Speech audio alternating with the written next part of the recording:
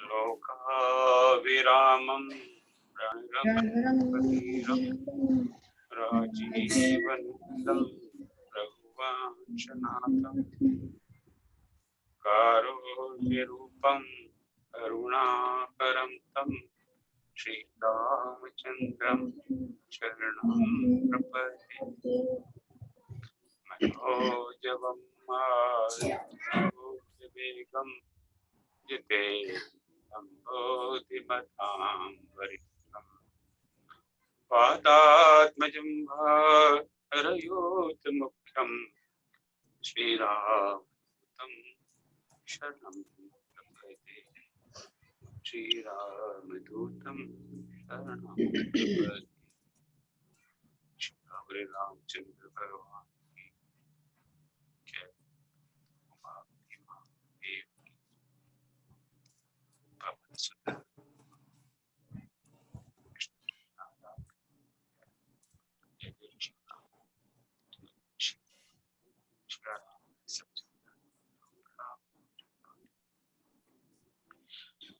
पुनः सबके अंदर भगवान सीताराम जी विराजमान हैं। जैसे मैंने कल किया था, आज 10वां दिन तक तो सर्वाइव हो गए।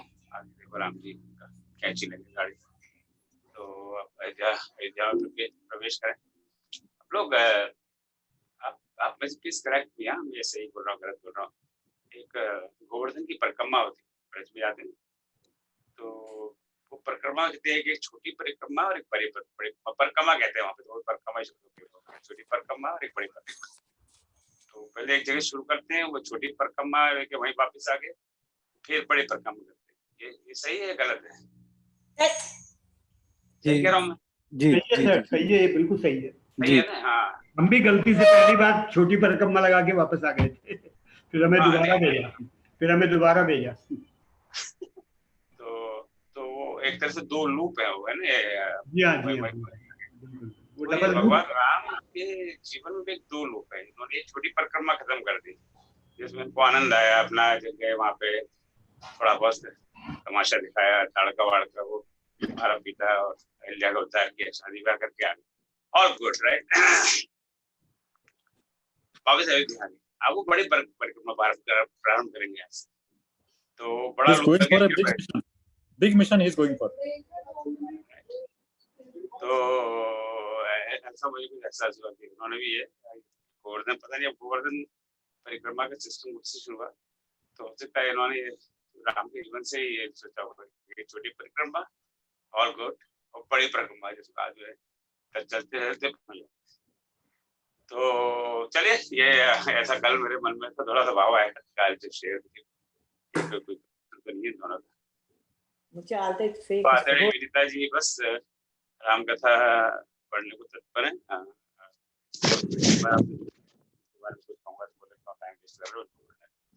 तो विदिता जी बस आप अपनी बिल्कुल मधुर वाणी में राम जी को क्या हालत करती है देखते हैं। जय श्री राम।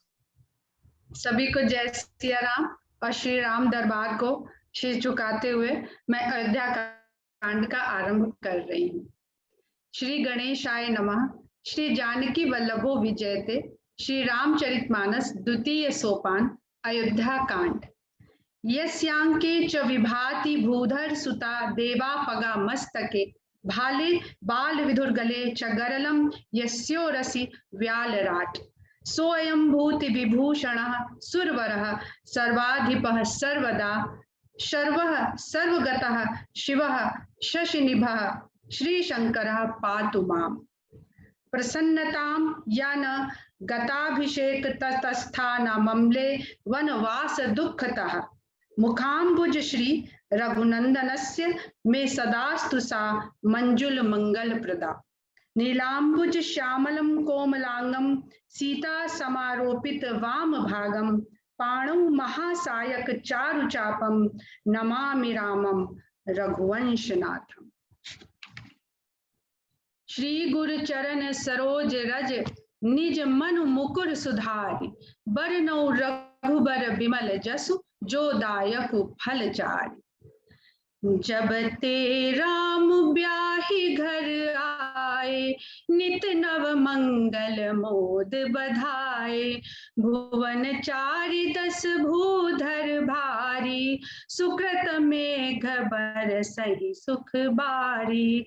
रिधि सिधि संपत्ति नदी सुहाई, उमगी अवध अम्बुधि कहूँ आई।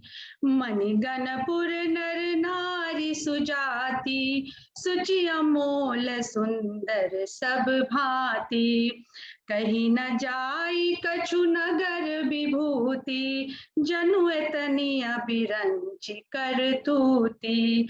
सब विधि सब पुर लोग सुखारी, रामचंद्र मुख चंदु निहारी। मुदित मातु सब सखी सहेली, फलित बिलो की मनोरथ बेली।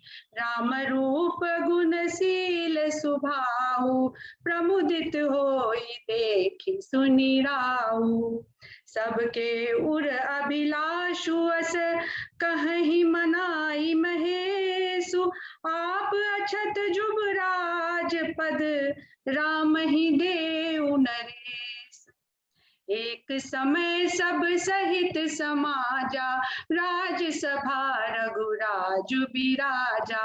सकल सुकृत मूरति नर नाहु, राम सुजस सुनि अति उछाहु। नृप सब रहहि कृपा बिलाखे, लोकप करहि प्रीति रुख राखे। त्रिभुवन तीन काल जग माही, भूरि भाग दशरथ सम नाहि। मंगल मूल राम सुत जासु, जो कछु कहि थोर सब तासु। राय सुभाय मुकुर कर लीन्हा, बदन बिलो की मुकुट सम कीन्हा। श्रवण समीप भय सित केसा, मनहु जरठ पनुअस उपदेसा। नृप जुबराज राम कहूँ देहु, जीवन जन्म लाहु किन लेहु। यह विचार उन आनि, नृप सुदिन सुअवसर पाई। प्रेम पुलकितन मुदित मन, गुरहि सुनायउ जाय। कहई भुआल सुनिय मुनि नायक, भय राम सब विधि सब लायक। सेवक सचिव सकल पुरवासी, जे हमारे अरि मित्र उदासी। सबहि राम प्रिय जहि विधि मोहि, प्रभु असीस जनु तनु धरि सोहि। विप्र सहित परिवार गोसाई, करहि छोहु सब रोरि नाई। जे गुरु चरण रेणु सिर धरहि, ते जनु सकल विभव बस करहि। मोहि समयहु अनुभयउ न दूजे, सब पायउ रज पावनि पूजे। अब अभिलाखु एक मन मोरे, पूजिहि नाथ अनुग्रह तोरे। मुनि प्रसन्न लखि सहज सनेहु, कहेउ नरेश रजाय सुदेहु। राजन राउर नाम जस सब अभिमत दातार, फल अनुगामी महिप मनि, मन अभिलाषु तुम्हार। सब विधि गुरु प्रसन्न जिय जानी, बोले उराउर हसी मृदु बानी। नाथ राम करियहि जुबराजु, कहिय कृपा करि करिय समाजु। मोहि अछत यहु होई उछाहु, लहहि लोग सब लोचन लाहु। प्रभु प्रसाद शिव सबहि निबाहि, यह लालसा एक मन माही। पुनि न सोच तनु रहउ कि जाऊ, जहि न होई पाछे पछिताऊ। सुनि मुनि दशरथ बचन सुहाए, मंगल मोद मूल मन भाए। सुन नृप जासु विमुख पछिताहि, जासु भजन बिनु जरनी न जाहि। भयउ तुम्हार तनय सोई स्वामी, राम पुनीत प्रेम अनुगामी। बेगी विलंब न करियन साजिय सबुई समाजु, सुदिन सुमंगल तबहि जब राम होहि जुबराजु। मुदित महीपति मंदिर आए, सेवक सचिव सुमंत्र बुलाए। कही जय जीव शीस तिन नाए, भूप सुमंगल बचन सुनाए। जो पाचहि मत लागे नीका, करहु हरषि राम ही टीका। मंत्री मुदित सुनत प्रिय बानी, अभिमत बिरव परे जनु पानी। बिनती सचिव करहि कर जोरी, जियहु जगतपति बरिस करोरी। जग मंगल भल काजु तुम बिचारा, बेगिय नाथ न लाई बारा। नृपहि मोद सुनि सचिव सुभाखा, बढ़त बाहुन जनु लही सुसाखा। कहु भूप मुनिराज कर, जोई जोई आयस होई। राम राज्य अभिषेक हित, बेगी करहु सोई सोई। हर्षि मुनीस कहे मृदु बानी, आनहु सकल सुतीरथ पानी। औषध मूल फूल फल पाना, कहे नाम गनि मंगल नाना। चामर चरम बसन बहु भांति, रोम पाट पट अगणित जाति। मणिगण मंगल वस्तु अनेका, जो जग जोग भूप अभिषेका। वेद विदित कही सकल विधाना, कहे रचहु पुर विविध विताना। सफल रसाल पूग फल केरा, रोपहु बीथिन पुर चहु फेरा। रचहु मंजु मणि चौके चारु, कहु बनावन बेगी बजारू। पूजहु गणपति गुर कुल देवा, सब विधि करहु भूमि सुर सेवा। ध्वज पताक तोरण कलश, सजहु तुरग रथ नाग। सिरधर मुनि बर बचन सबु, निज निज काजहि लाग। जो मुनीस जहि आय सुदीन्हा, सो तेहि काजु प्रथम जनु कीन्हा। विप्रसादु सुर पूजत राजा, करत राम हित मंगल काजा। सुनत राम अभिषेक सुहावा, बाज गहा गह अवध बधावा। राम सिय तन सगुन जनाए, हर कहीं मंगल अंग सुहाए। पुलकि सप्रेम परस पर कहाई, भरत आगमन सूचक आए। भये बहुत दिन अति अवसेरी, सगुन प्रतीति भेंट प्रिय केरी। भरत सरिस प्रिय को जग माही, राम ही बंधु सोच दिन राति। अंडनि कमठ हृदय जेहि भांति। एहि अवसर मंगल परम, सुनि रहस्य उर निवासु। शोभत लखि विदु बढ़त जनु, बारिधि बीच बिलासु। प्रथम जाई जिन्ह बचन सुनाए, भूषण बसन भूरि तिन्ह पाए। प्रेम पुलकि तन मन अनुरागी, मंगल कल सुमित्रा भुवनिमय विविध भांति यति रूरी। आनंद मंगन राम महतारी, दिए दान बहु विप्रहकारी।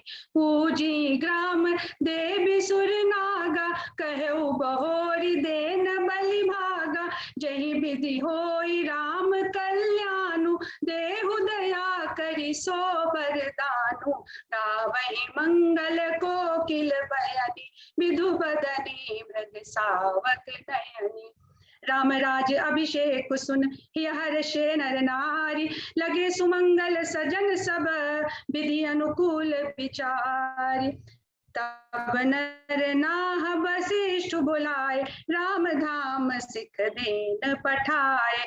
गुर आगमनु सुनत रघुनाथा, द्वार आई पद नायउ माथा।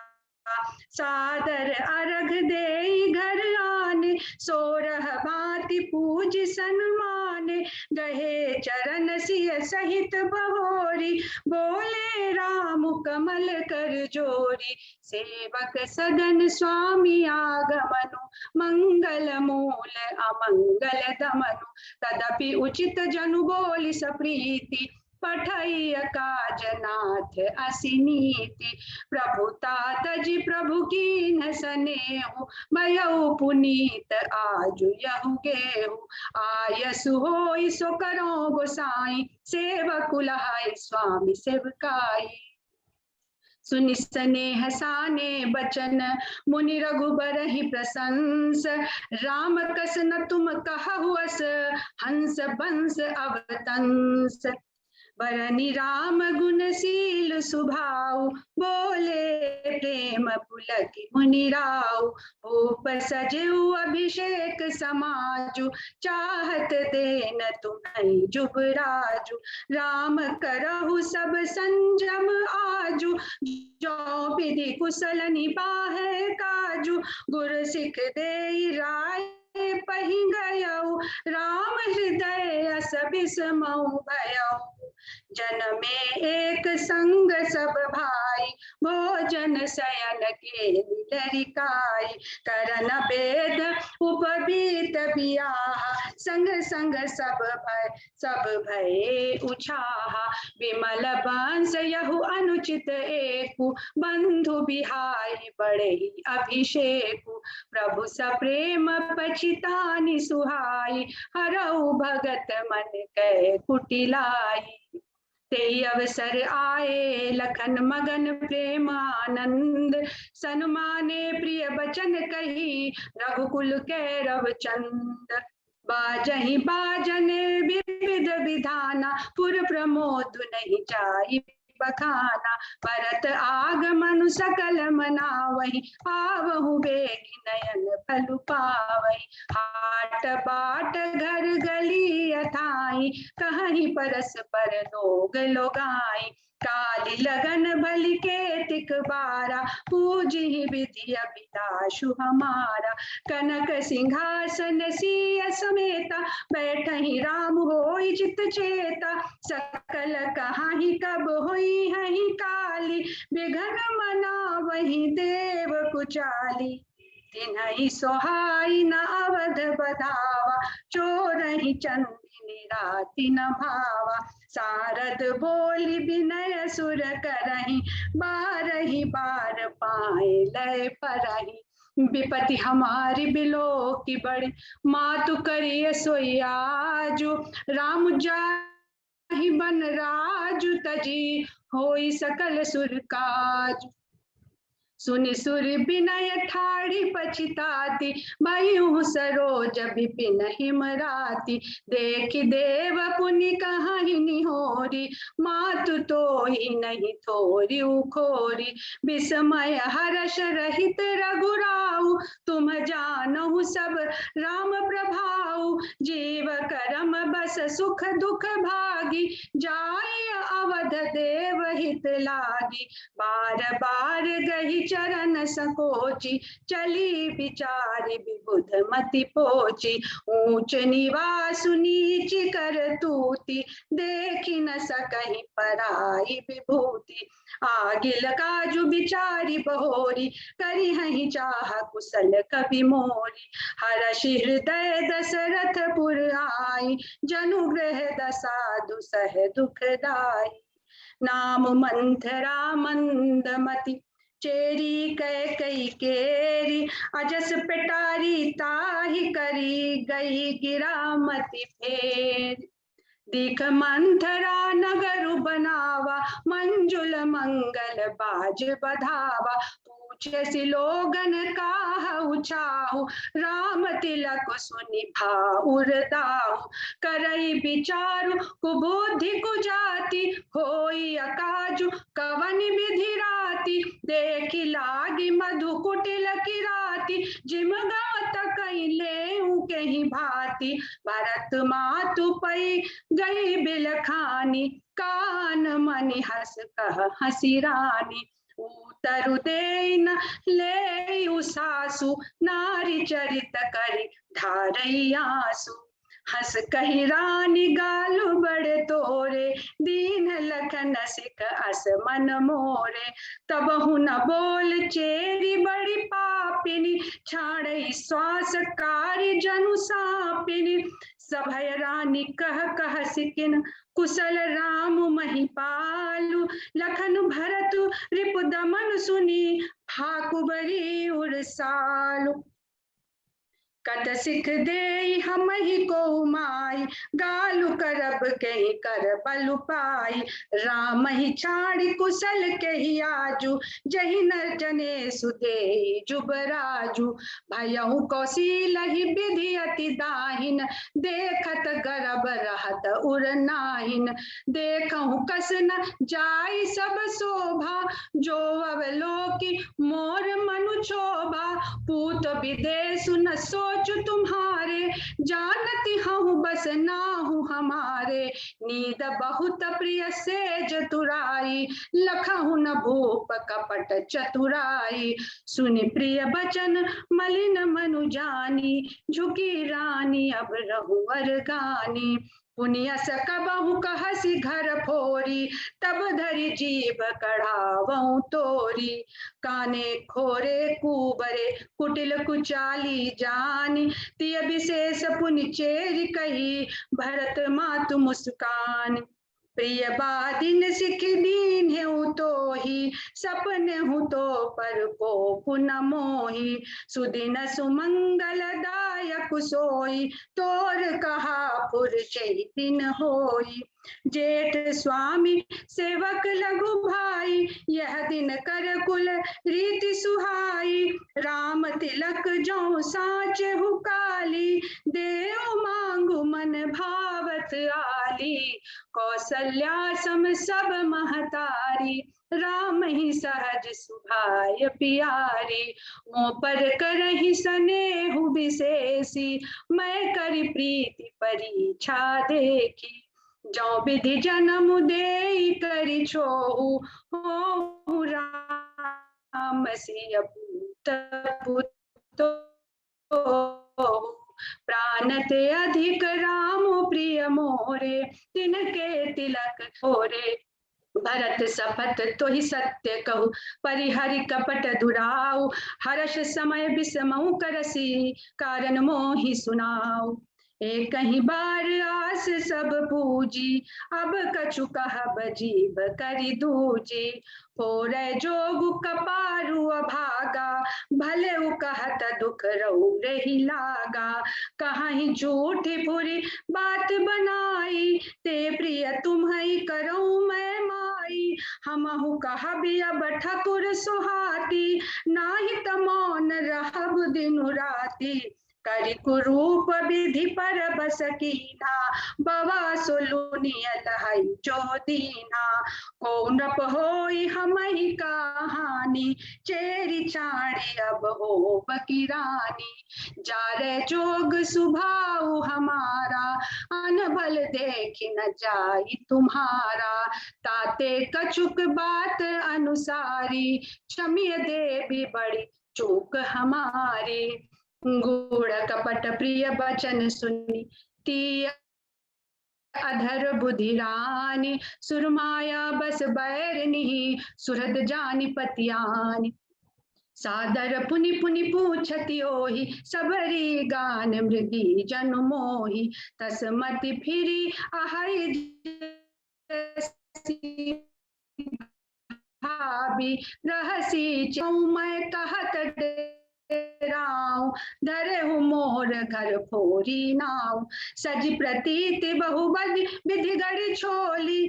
अवध 7.5 तब बोली, प्रिय सिया राम कहा तुम रानी, राम ही तुम प्रिय सो फुरि बानी, रहा प्रथम अब ते दिन बीते, समऊ फिरे रिपु हो ही प्रीते, भानुकमल कुल पोषनिहारा, जरि तुम्हारी चाह सवती उखारी, रूंधऊ करी उपाऊ बरबारी, तुम्हें न सोच सुहाग बल, निज बस जानहु राव, मन मलिन मुँह मीठ नृपु, राउर सरल स्वभाव, चतुर गंभीर राम महतारी, बीच पाई निज बात संवारी, पठये भरत भूप ननियौरे, राम मातु मत जानब रौरे, से वही सकल सवति मोहिनी के, गर्भित भरत मातु बल पीके, सालु तुम्हार कौशील ही माई, कपट चतुर नहीं होई जनाई, राजहि तुम पर प्रेम बिसेखी, सवति सुभाव सकई नहीं देखी, रचि प्रपंच भूप ही अपनाई, राम तिलक हित लगन धराई, यह कुल उचित राम कहु टीका, सब ही सुहाई मोहि सुठिनी का, आगे पात समुझ डरु मोहि, देउ दैव फिर सो फल होई, रचि पचि कोटिक कुटिलपन, कीन्ह सि कपट प्रबोधु, कह सि कथा सत सवति कै, जय विधि बाढ़ विरोधु, भावी बस प्रतीति उर आई, पूछ रानी पुनि शपथ देवाई, का पूछहु तुम अब न जाना, निज हित अनहित पशु पहचाना, भयउ पाखु दिन सजत समाजु, तुम पाई सुधि मोहि सन आजू, खाइय पहिरिय राज तुम्हारे, सत्य कहे नहीं दोषु हमारे, जो असत्य कछु कहब बनाई, तो विधि दे हम ही सजाई, राम ही तिलक काली जो भयऊ, तुम कहु विपत्ति बीजु विधि भयऊ, रेख खचाई कहूँ बलु भाखी, भामिनी भयऊ दूध कई माखी, चौसुत सहित करऊ सेवकाई, तो घर रहु न आन उपाई, कद्रू बिन तहि दीन दुख, तुम ही कौशीला देव, भरत बंदी ग्रह से हैं, लखन राम के नेव, कै कै सुता सुनत कटुबानी, कही न सकई कुछ सहमी सुखानी, तन पसेउ कदली जिमि कापी, कुबरी दसन जीभ तब चापी, कही कही कोटिक कपट कहानी, धीरज धरऊ प्रबोधि सिरानी, फिरा करम प्रिय लागी कुचाली, बकी सराहै मानी मराली, सुनु मंथरा बात फुरि तोरी, दहिनी आँख नित फर कई मोरी, दिन प्रति देखऊं राति कुछ सपने, कहूँ न तो ही मोह बस अपने, काह करो सखी सुध सुभाऊ, दाहिन बाम न जानऊ काऊ, अपने चलत न आजु लगियन भल काहु कीन, कहीं अघे कहीं बार मोही, दय दुसह दुख दीन, नहीं हर जन्म भरब बरु जाई, जियत न करब सवति सेवकाई, अरि बस दैव जियावत जाहि, मरनु नीक तहि जीवन चाहि, तीन बचन कह बहु विधि रानी, सुनि कुबरी तिय माया ठानी, अस कस कहूँ मानी मनहु न, सुख सुहाग तुम कहूँ दिन दूना, जहि राउर अति अनभलता का, सोई पाई है यह फल परिपाका, जब ते कुमत सुना मैं स्वामिनी, भूख न बासर नींद न जामिनी, पूछे गुनि न रेख तिन खाची, भरत भुआल हो यह साची, भामिनी करहु त कहूँ पाऊ, है तुम्हारी सेवा बस राऊ, परौ कूप तुअ बचन पर सकौ पूत पति त्यागी कहसी मोर दुख देखि बड़ कस न करब हित लागी कुबरी करी कबुली कह के कपट छुरी उर पाहन टेई लखई न रानी निकट दुख कैसे चरई हरित दिन बलि पशु जैसे सुनत बात मृदु अंत कठोरी देति मनहु मधुमाहुर घोरी कहई चेरी सुधि आहई कि नाही स्वामिनी कहिउ कथा मोहि पाही दुई बरदान भूप सन थाती मांगहु आजु जुड़ावहु छाती सुतहि राजु राम ही बनवासु देहु लेहु सब सवति हुलासु भूपति राम सपथ जब करई तब मांगे हूँ जही बचनु न टरई होई अकाजु आजु निस बीते बचनु मोर प्रिय माने हूँ जीते बड़कु घात करि पात किनी कह सिकोप गृह जाहु काजु सवार हु सजग सबु सहसा जनिपति आहु कुबरी ही रानी प्राण प्रिय जानी बार बार बड़ी बुद्धि बखानी तो ही समहित न मोर संसारा बहे जात कई भई से अधारा जो विधि पुरब मनोरथ काली करो तो ही चख तरियाली बहुविधि चेरि ही आदरु देई कोप भवन गवनी कैकेयी विपति बीजु बर खारितु चेरी भुई भई कुमति कैकेयी केरी पाई कपट जलु अंकुर जामा बर दो दल दुख फल परिणामा कोप समाजु साज सब सोऊ राजु करत निज कुमति बिगोई राउर नगर कोलाहलु होई यह कुचाली कछु जान न कोई प्रमुदित पुर नर नारी सब सजहि सुमंगल चार एक प्रबिसहि एक निर्गमहि भीर भूप दरबार बाल सखा सुनहि हर शाही मिली 10 5 राम पही जाहि प्रभु आदरहि प्रेम पहिचानी पूछहि कुशल खेम मृदुबानी फिरहि भवन प्रिय आय सुपाई करत परस पर राम बड़ाई को रघुबीर सरिस संसारा सीलु स्नेहु निबाह निहारा जहि जहि जोनि करम बस भ्रमहि तहाँ तहाँ ईसु देउ यह हमहि सेवक हम स्वामी सिय नाहु ओ नाथ यह और निभाहु अस अभिलाषु नगर सब काहू कह कह सुधार दय अति दाहु को न कुसंगति पाई न साई रही न नीच मते चतुराई सांझ समय सानंद गयौ कई गेहा गवनु निठुरता निकट किय जनु धरि देह स्नेह कोप भवन सुन सक चेउराऊ भय बस अगहुड़ परई न पाऊ सुरपति बसई बाह बल जाके नरपति सकल रहई रुख ताके सो सुनती ऋषि गयौ सुखाई देखहु काम प्रताप बड़ाई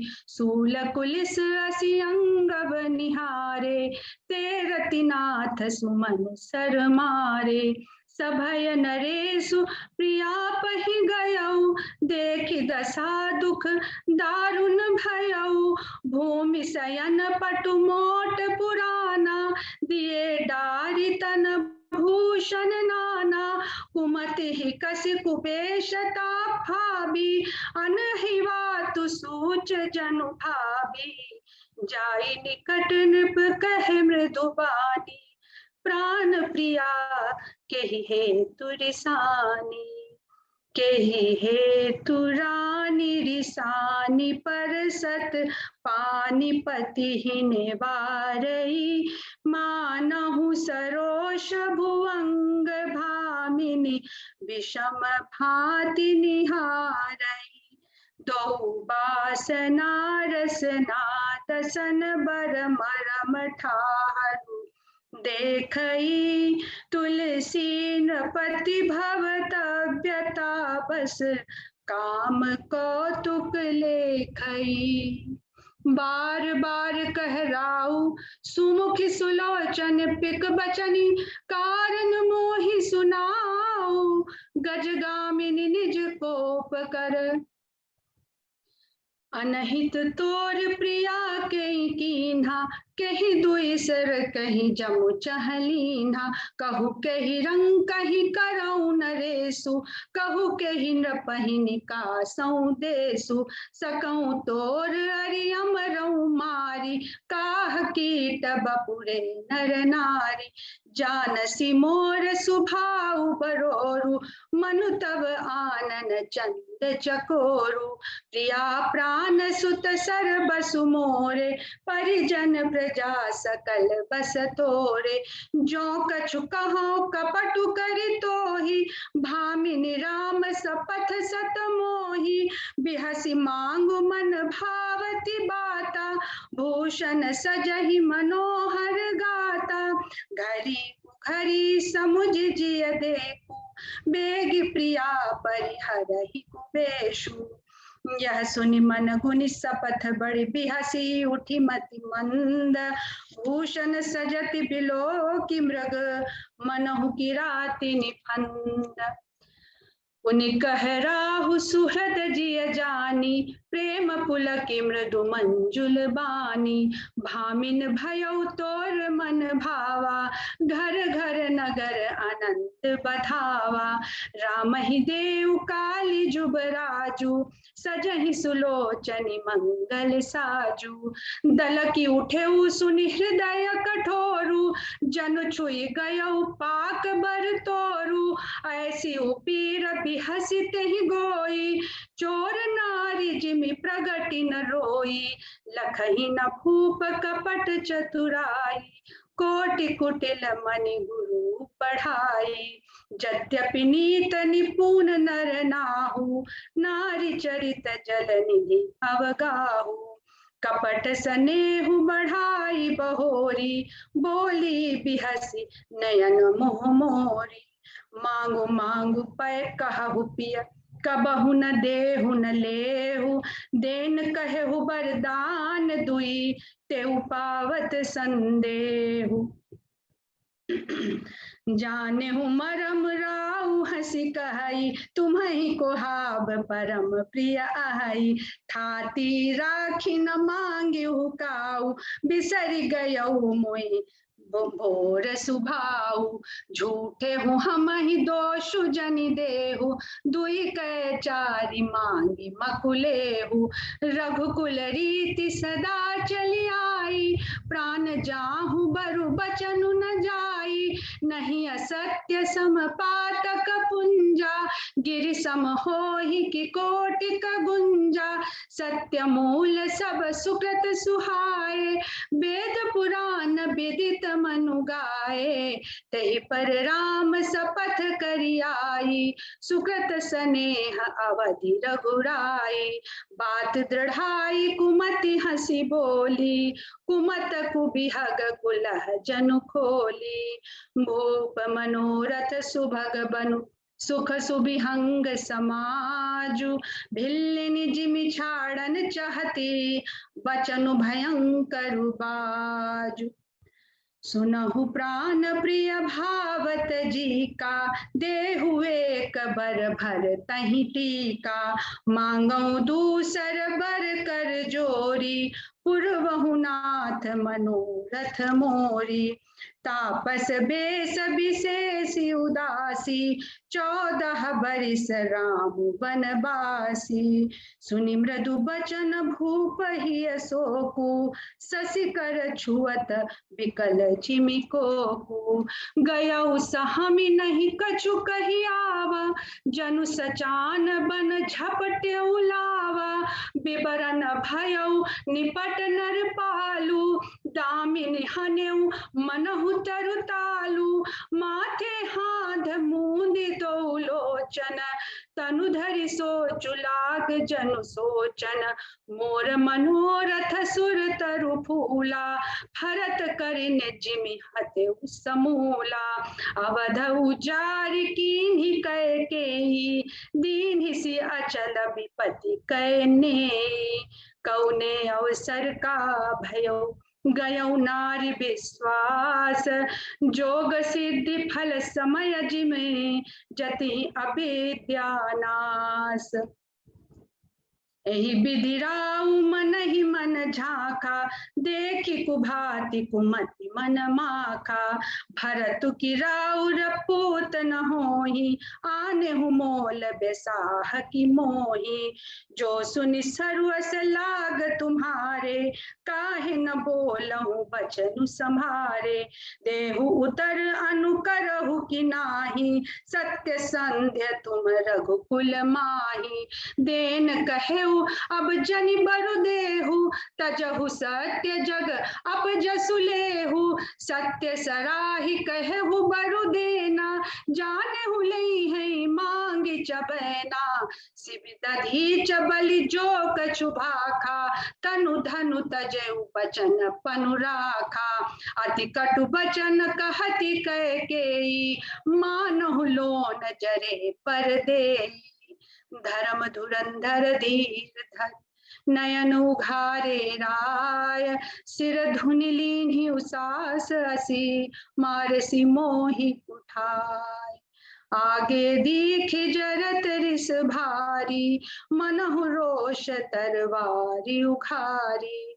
मुठि कुबुद्धि धार निठुराई, धरी कुबरी सान बनाई, लखी महीप कराल कठोरा, सत्य की जीवन ले है मोरा, बोले राव कठिन कर छाती, बांधी सबिनय तासु सुहाती, प्रिया बचन कस कहसी कुम्भाती, भीर प्रतीति प्रीति करिहाती, मोरे भरत राम दुई आखी, सत्य कहाऊं कर संग करु साखी, अवसि दूत मैं पठैब प्राता, आई हई बेगी सुनत तो भ्राता, सुदिन सोधि सब साजु सजाई, देव भरत कहु राजु बजाई, लोभ न राम ही राजु कर, बहुत भरत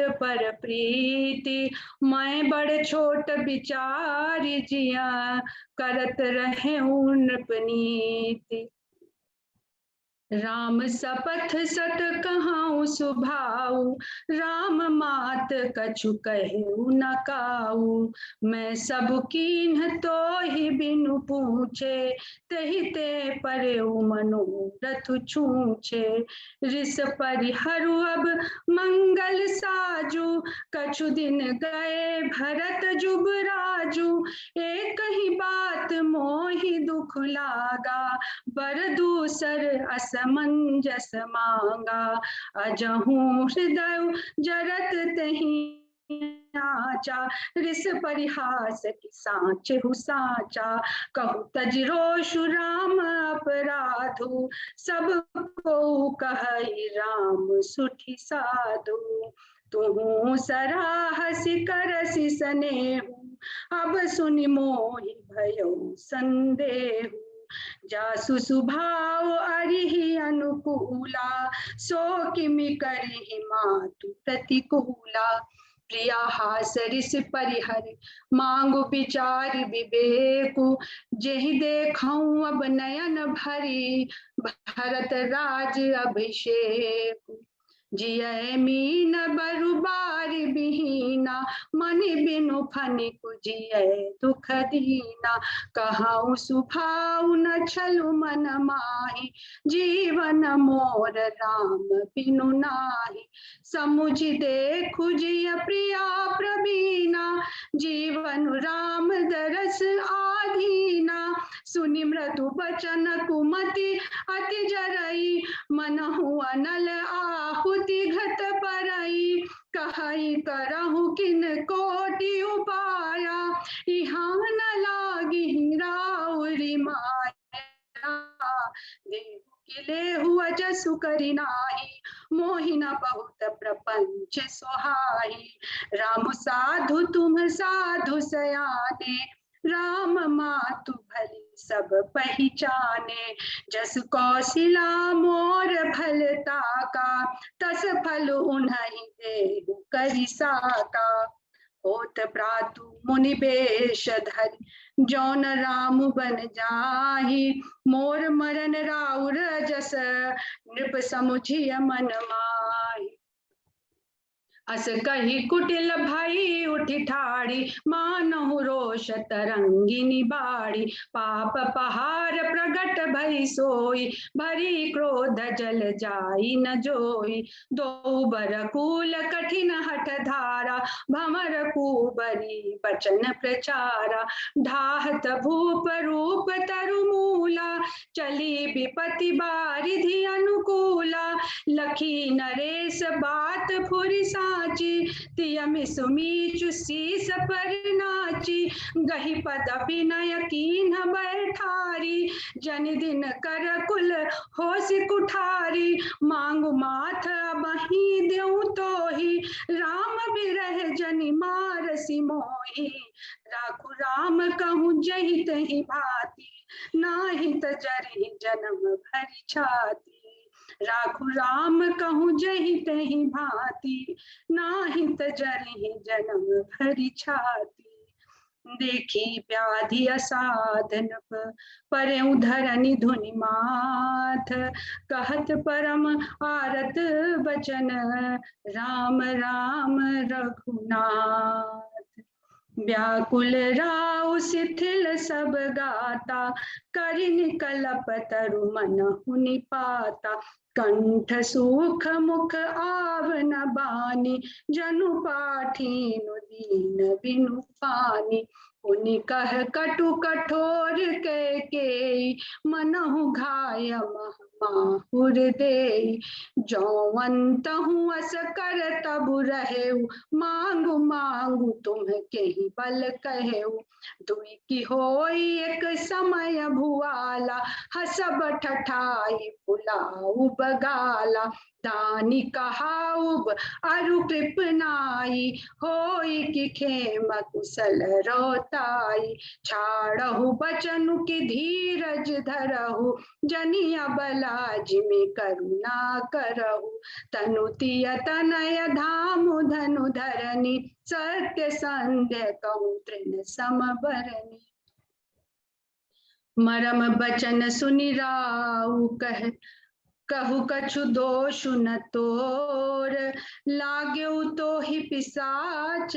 जिमि कालु कहावत मोर चाहत न भरत भूपत ही भोरे विधि बस कुमति बसी जिय तोरे सो सब मोर पाप परिणामु भयउ कुठार जहि विधि बामु सुबस बसिहि फिर अवधि सुहाई सब गुण धाम राम प्रभुताई करी हहि भाई सकल सेवकाई होई हहि तिहु पुर राम बड़ाई तोर कलंक मोर पछताऊ मुएहु न मिटहि न जाहि काऊ अब तो ही नीक लाग कर सोई लोचन ओट बैठु मुँह गोई जब लगी जियऊ कहूँ कर जोरी तब लगी जनि कछु कहसी बहोरी फिर पछतई हसी अंत न भागी मारसी गाई नहारू लागी परे उराऊ कही कोटि विधि काहे करसि निदानु कपट सयानी न कहति कछु जागति मनहु मसान राम राम रट बिकट भुआलु जनु बिनु पंख बिहंग बेहालु हृदय मनाव भोरु जनि होई राम ही जाई कहे जनि कोई। उदऊ करहु जनि रवि रघुकुल गर, अवध बिलो की सूल हुई है उर। भूप प्रीत कै कई कठिनाई, उभयावधि विधि रची बनाई। बिलपत न पहि भयो बिनु सारा, बीना बेनु शंख धुनि द्वारा। पढ़हि भाट गुण गावहि गायक, सुनत न पहि जनु लागहि सायक। मंगल सकल सुहाहि न कैसे, सहगामिनी विभूषण जैसे। तेहि निस नीद परी नहीं काहू, राम दरस लाल साउ छाहू। द्वार भीर सेवक सचिव कहाहि उदित रवि देखी, जागे अजहु न अवधपति कारनु कवनु बिसेखी। पछिले पहर भूप नित जागा, आजु हमहि बड़ अचरज लागा। जाहु सुमंत्र जगावहु जाई, कीजिए काजु रजाय सुपाई। गए सुमंत्र तब राउर माही, देखी भयावन जात डेराही। धाई खाई जनु जाई नहेरा, मानहु विपति विषाद बसेरा। पूछे को न उतरु देई, गए जहि भवन भूप कैकेयी। कही जय जीव बैठ सिरुनाई, देखि भूप गति गयो सुखाई। सोच बिकल बिबरन मही परेऊ, मानहु कमल मूल परिहरेऊ। सचिव सभीत सकई नहीं पूछी, बोली अशुभ भरी शुभ छूछी। परी न राजहि नींद निस, हेतु जान जगदीशु। राम राम रटि भोरु किया, कहाई न मरमु महीस।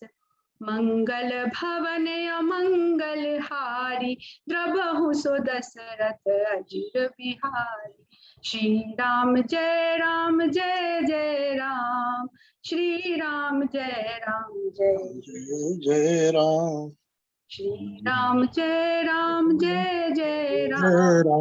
श्री राम जय राम जय जय राम।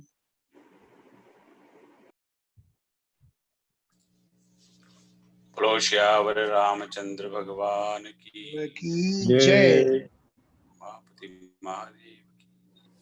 श्री राम। तो आप वेदा जी, आप किस दोहे पे रुके? 38। 38। अच्छा, 39 पे रुकना था। एक बाकी रह गया था। पढ़ दे फिर से, पढ़ देते हैं। आनहु राम ही बेगी बुलाई, समाचार तब पूछे हुआई। चले सुमंत्र राय रुख जानी, लखी कुचाल कीनी कछुरानी। सोच बिकल मग परई न पाऊ, राम ही बोली कही काराऊ।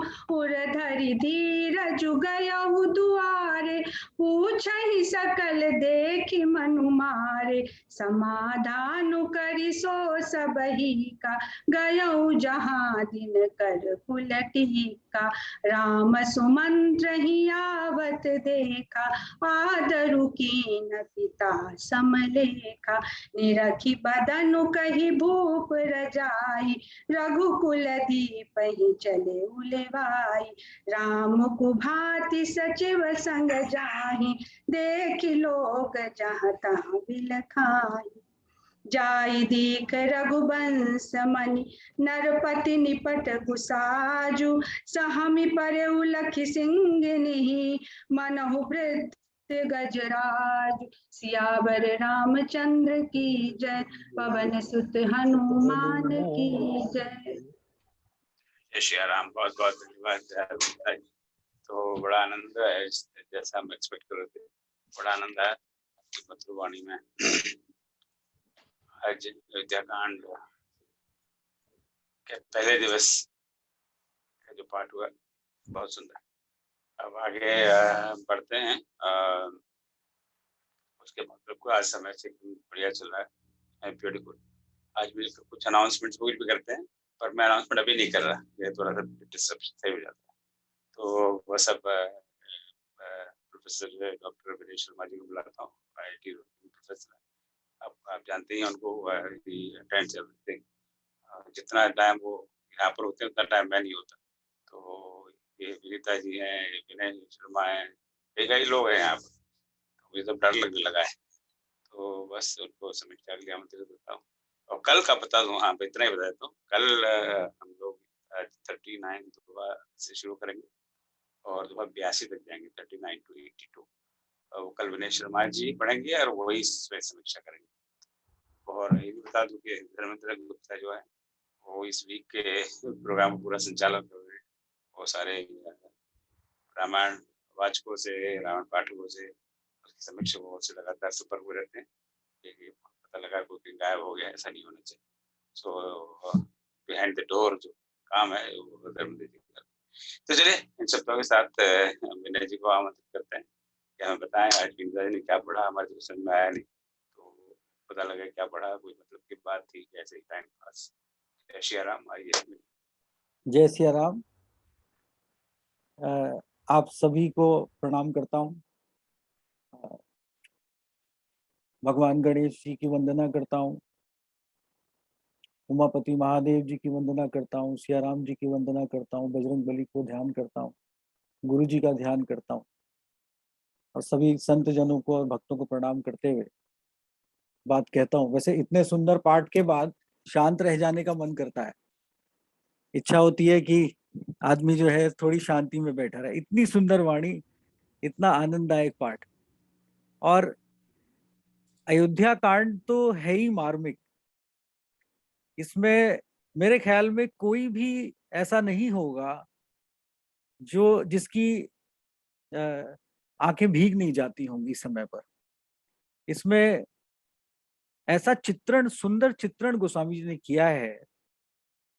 रिश्तों का चित्रण है, संबंधों का चित्रण है, मर्यादाओं का चित्रण है, सब कुछ जो हमारे जीवन में है वो सारा चित्रण इसमें प्रस्तुत है। मंगल और शुभ से प्रारंभ होता है द्वितीय सोपान। विवाह के उपरांत रघुकुल तिलक राम जी सीता जी को लेकर अयोध्या आए हैं। जिनका नाम ही मंगलकारी है, उनके विवाह के उपरांत किस तरह की तैयारी अयोध्या में होगी, इस बात का वर्णन कर पाना कठिन है। इतना सुंदर सजाने की तैयारी सब लोग कर रहे हैं, चारों तरफ बधाइयां गाई जा रही है, संगीत चल रहा है और जिसे हम शुभ कहते हैं वो वस्तुतः वहां पे व्याप्त है। चारों तरफ से समृद्धि और सुख अयोध्या को आ गए हैं। अब राम जी के राजा बनने की कामना भी लोगों के मन में आ रही है। महादेव जी का स्मरण करके हर व्यक्ति यही प्रार्थना कर रहा है कि स्वयं भगवान ही अब राज्य संभाले। राजा दशरथ भी यही चाहते हैं और प्रजा की इस इच्छा से वे प्रसन्न भी होते हैं। यहाँ पर अत्यंत आवश्यक है, मैं बीच बीच में थोड़ा सा जो है वो मर्म की बात भी प्रस्तुत करता रहूंगा, जो मेरे हृदय में आती है बार बार इन चौपाइयों को पढ़ने से। और क्योंकि इसकी विवेचना मेरे लिए, मेरे जैसे व्यक्ति के लिए तो असंभव है। और यहाँ पर ये अत्यंत आवश्यक है कि हमें मंगल और मंगल की संभावनाओं का ज्ञान हो। हम सबको ये स्मरण रहे कि ईश्वर के नाम से ही मंगल है, राम जी का नाम लेने से ही मंगल हो जाता है बेसिकली। तो इस नाम के लेने से ही चारों तरफ मंगल सूचनाएं हैं, शुभ दिन उत्पन्न होते हैं। और अयोध्या में सोचिए कि उनके विवाह के बाद कैसा महसूस कर रहे हैं लोग। गोस्वामी जी ने उस समय का वर्णन इतने सुंदर तरीके से प्रस्तुत किया है कि वो सारी चीजें, सारे शुभ संकेतों का वर्णन कर रहे हैं यहाँ पर। जब भी चारों तरफ खुशी होती है तो कौन कौन सी चीजें हमें दिखती है, कौन कौन सी चीजें प्रिय होती हैं, कौन सी चीजें हमें सजानी होती हैं, वो सब चीजें यहाँ पर दिखाई पड़ रही हैं। गोस्वामी जी ने बहुत सुंदर तरीके से उसको व्यक्त किया है। और अगर हम उन संकेतों को अपने आसपास ढूंढें तो शुभता से हमारा जुड़ाव अपने आप बढ़ने लगता है। उन संकेतों के होने का सूचक है कि यहाँ कहीं प्रभु का नाम व्याप्त है। आज के समय में कुछ लोग इस तरह की चीजों को वाइब्रेशन के नाम से भी कह देते हैं कि यहाँ की वाइब्रेशंस अच्छी। वो मंगलकारी चिन्ह जहां जहां होते हैं वहां पर उस तरह की भावना उत्पन्न होने लगती है। किसी पर भी इस बात की कृपा है कि उसको ये नाम लेने का अवसर मिल रहा है, तो मिलते ही शुभ सामने आने लगता है। उधर कथा में राजा दशरथ जी जब अपने आप को शीशे में देख रहे हैं तो बालों की सफेदी से उन्हें संकेत मिल रहा है कि अब उनके राज्य सौंप देने का समय आ चुका है। ये बड़ा व्यवहारिक है और गोस्वामी जी इस तरह के व्यवहारिक चित्रण के तो बहुत ही माहिर हैं, एक्सपर्ट हैं। हम जानते ही हैं वो कितनी सुंदरता से कविता कहते हैं। तो इस विचार के प्रगाढ़ होते ही राजा गुरु जी के पास चले जाते हैं। अब यहाँ पर बड़ा सुंदर सुंदर बात कही है। बार बार गोस्वामी जी गुरु वंदना के बारे में बताते हैं और उसकी उसकी महत्ता को भी बताते हैं। वो गुरु जी के पास चले जाते हैं। एक राजा है, चक्रवर्ती राजा है, उन्हें निर्णय लेना हो तो वो कोई भी चीज सोच सकते हैं। अपने पुत्र को राज्य देना कौन सी बड़ी बात है। लेकिन वो गुरु जी के पास जाते हैं और उनसे कहते हैं कि श्री राम अब योग्य हो चुके हैं। आशीर्वाद उनमें, गुरु जी का आशीर्वाद उनमें सशरीर सुशोभित हो रहा है और प्रिय और शत्रु दोनों ही उन्हें प्रेम करते हैं। इस तरह का वर्णन वो गुरु जी के। अब जिस गुरु ने राजा राम को शिक्षा दी हो उनके लिए कितनी सुंदर बात है, ये सुनने लायक बात है कि वो कैसा महसूस करते होंगे ये चित्रण सुनकर। राजा गुरु से गुरु की महिमा का बखान करते हैं और अपनी इच्छा बता रहे हैं। ये विनम्रता गुरु जी को बहुत भा जाती है। यह वर्णन अत्यंत सुंदर है। एक तरफ यहाँ पर आभास है कि अपनी स्थिति का, उनसे जुड़ी आकांक्षाओं का, और दूसरी तरफ अपनी इच्छाओं और प्रेरणा की आज्ञा गुरु से लेकर आगे बढ़ने की जो समझ है वो बहुत महत्वपूर्ण है। वो जीवन में यदि उतर जाए तो आधे से ज्यादा बातों में कल्याण है। चक्रवर्ती राजा होने के बाद भी स्वयं के निर्णयों को गुरु से आज्ञा लेकर प्रस्तुत कर रहे हैं। सिर्फ इसलिए नहीं कि वे हर स्थिति में गुरु आज्ञा का महत्व समझते हैं, बल्कि इसे वो शुभ भी मानते हैं। और आशीर्वाद की महिमा जगह जगह पर गोस्वामी जी ने इसी तरह से वर्णन की है। इसको प्रसाद भी देखते हैं। गुरु प्रसन्न होकर आज्ञा देते हैं कि राजन आपकी अभिलाषा पूरी होनी ही चाहिए। राजा बताते हैं कि कैसे भगवान शिव शंकर की कृपा से उनकी सब लालसा पूर्ण हुई है और अब भगवान राम का राज्य अभिषेक ही एक इच्छा के रूप में बाकी है। यहाँ पुनः गुरु जी ये बताते हैं कि भगवान के कार्य के लिए समय और घड़ी देखने की आवश्यकता नहीं है, क्योंकि जिस समय उनका कोई कार्य है, जब भी उनका नाम लिया जाता है, जब भी उनसे जुड़ा हुआ कोई काम होता है, वह समय अपने आप में मंगलकारी है और मंगल सूचक है। उसके लिए हमें दिन नहीं ढूंढना पड़ता। भारत की संस्कृति में इस तरह के बहुत सारे दिन हैं जहां पर लग्न नहीं ढूंढे जाते, ये आप सबको पता है। और यही चीज गोस्वामी जी ने चित्रण की है। उनके कार्य के लिए तुरंत ही तैयारी कर लेनी चाहिए। अब राजा लौटकर मंत्रियों से मंत्रणा कर रहे हैं। यहाँ पर एक बहुत ही सुंदर बात गोस्वामी जी ने, इसको आप चाहे तो एक राजा की लीडरशिप का पर्सपेक्टिव देख सकते हैं, बट उन्होंने यहाँ पे मंत्रियों से मंत्रणा कर रहे हैं कि मैं गुरुजी से मिलकर आया, उनकी आज्ञा इस तरह से है, आपका क्या कहना है। ये शुभ चिंतकों को सम्मान देने की प्रक्रिया है, अपने मंत्रियों को सम्मान देने की प्रक्रिया है, और मंत्रियों को उनके अधिकारों और उनकी भावनाओं की रक्षा करने की प्रक्रिया है। ये शिक्षाएं जो गुरु को महत्व देने से लेकर मंत्रणा और मंत्रियों को महत्व देने तक जुड़ी हुई हैं, व्यक्ति विशेष के जीवन में किसी भी क्षेत्र में पालन करने योग्य है, सीखने योग्य है। और हम में से हर व्यक्ति को कहीं ना कहीं, कभी ना कभी जीवन में निर्णायक होना ही पड़ता है। जब ये निर्णय कई बातों से जुड़ा हो, तब हम सभी को उसके प्रभाव कार्य के समय का ध्यान आता है। यदि उस समय हमें स्मरण रहे कि ईश्वर का नाम लेकर गुरु की आज्ञा से अपने शुभ चिंतकों की मंत्रणा से कोई कार्य किया जाए, तो वो अच्छा ही होता है। मंत्री बहुत प्रसन्न होते हैं, जय जयकार करते हैं। उनके हर्ष को देखकर राजा उनसे तैयारी करने की बात कहते हैं। और वशिष्ठ जी ने जो आज्ञा दी होती है कि मंगल पदार्थ इकट्ठे किए जाएं, चारों तरफ से शुभ चिन्ह लाए जाएं, बंधनवार सजाए जाएं, पूरा एक प्रोसेस इसमें डिस्क्राइब किया है कि शुभ कैसे व्याप्त हो जाता है जब हम उस तरह से सजावट करते हैं। और ये हमारी संस्कृति में ये प्रक्रियाएं आज भी है। किसी घर में कोई इस तरह का काम होता है तो हम देखते हैं कि उसी तरह की सामग्री जुटाई जाती है, उसी तरह से सजाया जाता है। आज भी बंधनवार सजाए जाते हैं। यह विदित है कि यह समाचार सुनकर हर्ष व्याप्त हो जाता है, चारों तरफ सजावट होने लगती है, नगर उत्साहित हो जाता है और श्री राम को और माता सीता को शुभ शगुन प्रतीत हो रहे हैं। ये भरत जी के आने का संकेत। यहाँ पर गोस्वामी जी श्री राम जी का जो हृदय भरत जी से जुड़ा हुआ है उसका वर्णन कर रहे हैं कि ऐसे में जब उनके बारे में बात हो रही तो उन्हें अपने भाई का ख्याल आ रहा है। माताएं पूजन करने लगती हैं, माता कौशल्या को अनेक प्रकार के भोज और दान कर रही हैं। ऐसे में कोई भी व्यक्ति किसी भी प्रकार से कोई कमी नहीं रहने देना चाहता।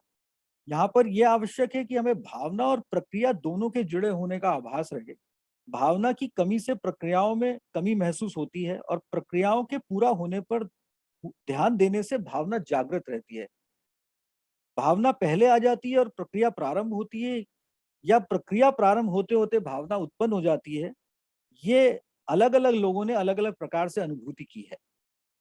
राजा दशरथ गुरुजी से निवेदन करते हैं कि वे प्रभु राम को इस विषय में शिक्षा दें, आने वाले समय के बारे में कुछ बताएं कि अब वो राज्य संभालेंगे तो उनको कुछ छोटे मोटे मंत्र उनको उनको आगे मार्ग में बढ़ने का रास्ता बताएं। गुरुजी स्वयं भगवान राम के महल रामधाम को जाते हैं, जिसको हम कनक भवन के नाम से जानते हैं। अयोध्या में ये स्थान बहुत प्रमुख है और जो लोग अयोध्या गए हैं वहां पर उनको कनक भवन में सिया राम जी के दर्शन मिलते हैं। ये भवन रानी कैकेयी ने ही जो है माता सीता को मुंह दिखाई में दिया था। ये आज तक व्याप्त है और वहां पर जाते ही ये बिल्कुल प्रतीत हो जाता है कि साक्षात सिया राम जी वहां पर मौजूद हैं।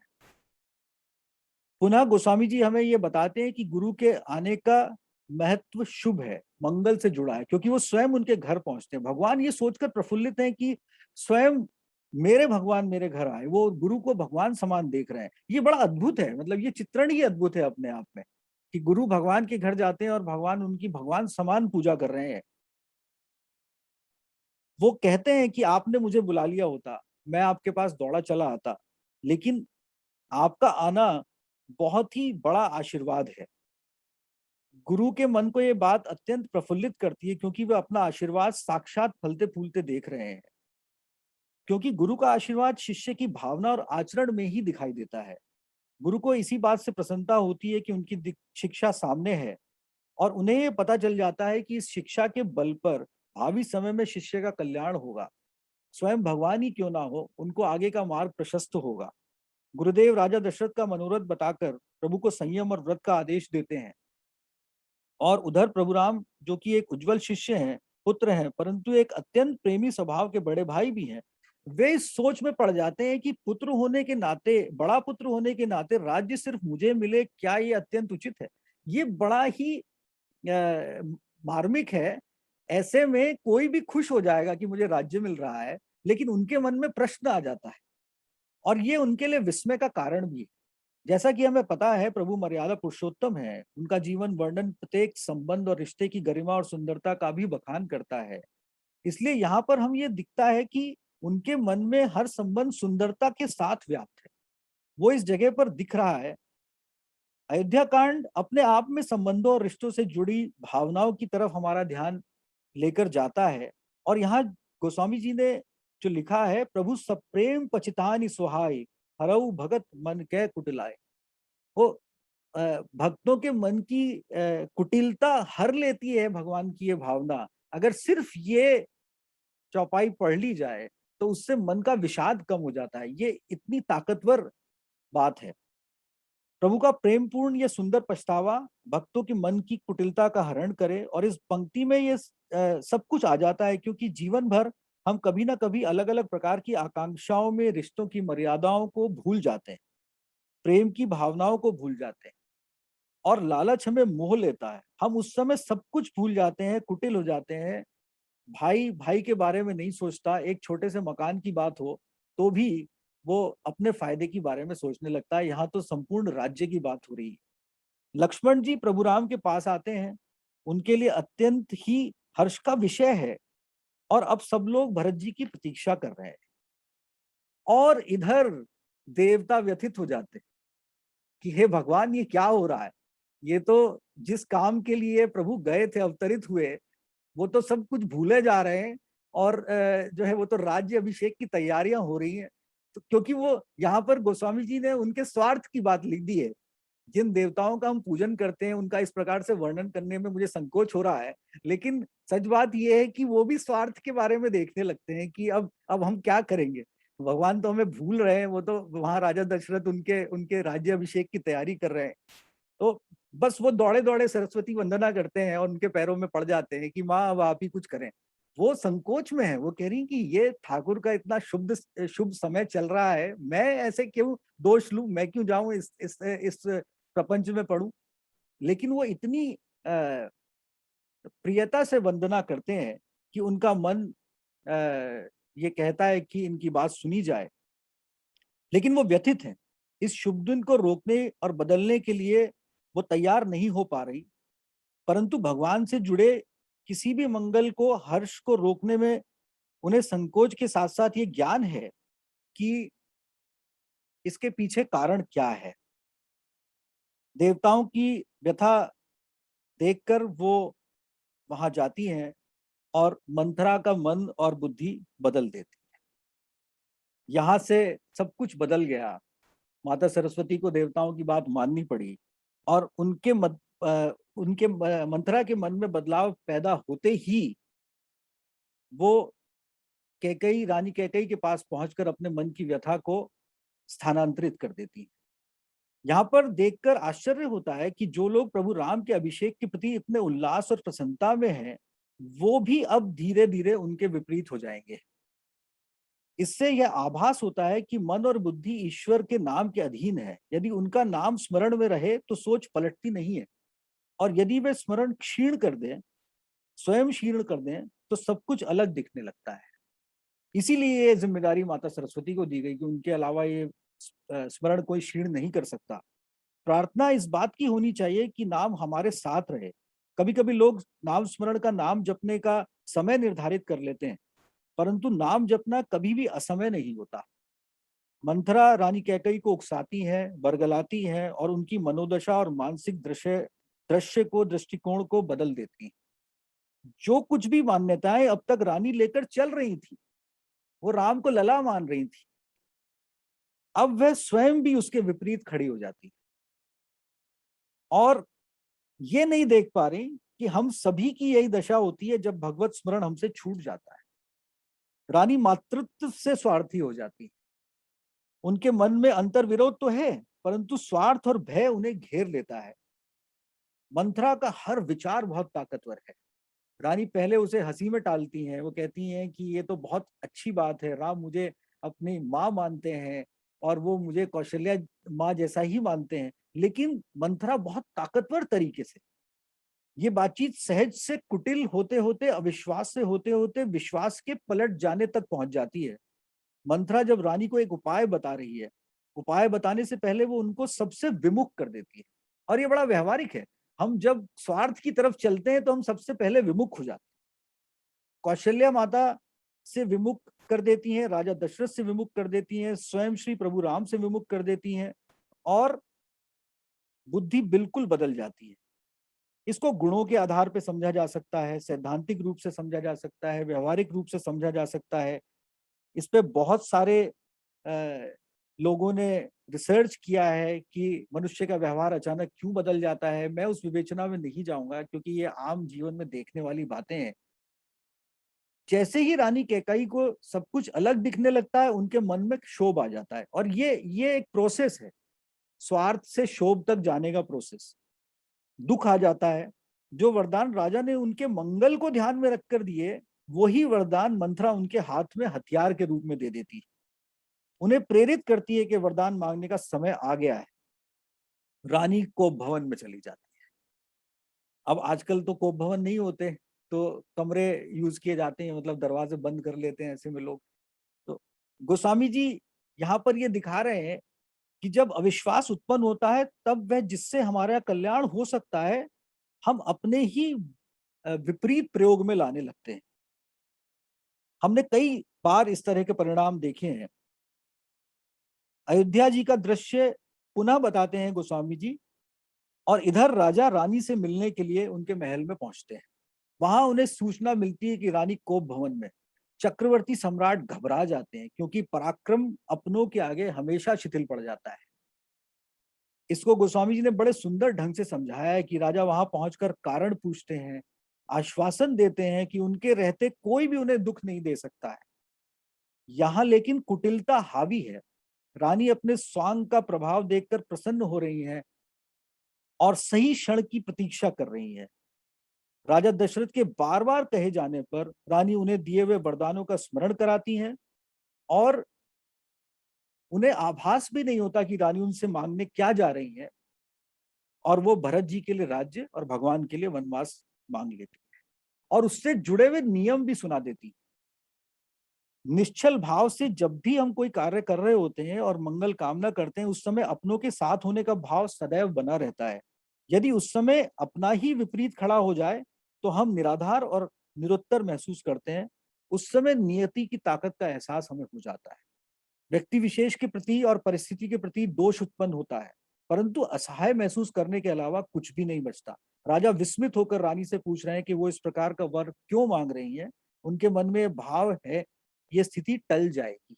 राजा अभी भी कामना करते हैं कि ये स्थिति टल जाएगी। बड़ी विकट और असमंजस की स्थिति है। राजा सोच में पड़े हुए हैं और ये देखकर रानी और क्रोधित हो रही है। अब यहां से कुटिलता से शोभ से क्रोध तक का सब कुछ हो रहा है। उन्हें ये लग रहा है कि तुरंत ही राजा ने दोनों वरदान क्यों नहीं पूरे कर दिए। ये तो उनका अधिकार है।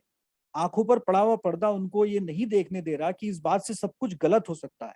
वो प्रत्येक व्यक्ति के दृष्टिकोण में गलत साबित हो सकती हैं। उन्हें अपयश मिल सकता है और स्वयं राजा दशरथ जो उनके पति हैं, उनके जीवन की हानि हो सकती है।